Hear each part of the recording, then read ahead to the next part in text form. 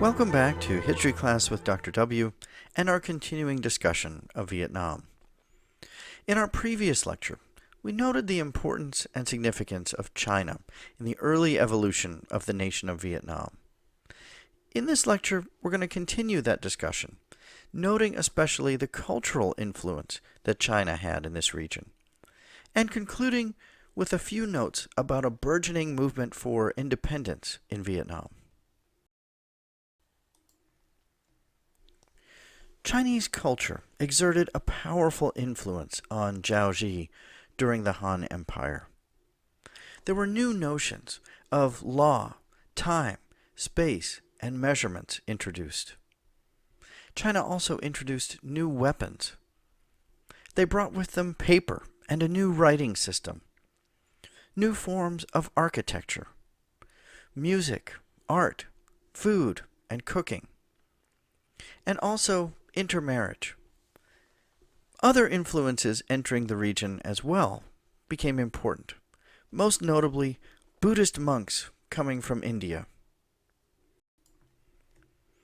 One of the major influences from China was Confucianism. Confucianism included the concepts of enlightened monarchy, good governance, and social harmony. It is rooted in three essential relationships. Subjects owe loyalty to the king, sons owe loyalty to fathers, and wives express submissive fidelity towards husbands and sons. It is very much a male-dominated hierarchy. The influence of Confucianism in Vietnam ebbed and flowed over the centuries. So let's conclude by talking about four broad themes of the early Chinese period. First of all, we shouldn't find these developments especially surprising. Vietnam fell under Chinese influence and rule just as France and Britain fell under Roman rule for several centuries. Second, relationships and exchange between the two peoples were not always smooth on the ground. The Chinese struggled to maintain control. Cultural influence was profound, but Confucianism, rooted in urban China, didn't always take root in the rural and agricultural Vietnamese system. Many different religious customs, local beliefs in various spirits, cults, and soothsayers arose alongside those introduced by the Chinese. As a third theme, we might emphasize the use of force. There was heavy taxation under Chinese rule and harsh work requirements. These developments inspired much resistance throughout the period, and we'll be talking more about this in future lectures. And finally, as a fourth theme, we might note the transformation of the colonial elites, both Chinese and Vietnamese.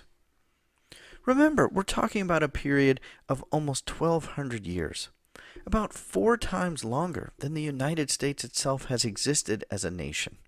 So even though we're covering this in lectures of only a few minutes, we're talking about a vast period of time involving enormous change.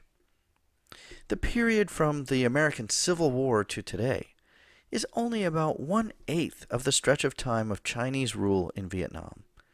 So think about how different things are in our country after just 150 years of change. So, over more than 1,000 years of Chinese rule, much changed in Vietnam. There's a great deal of intermarriage, local elites rising through the power structure, obtaining land, power, and influence.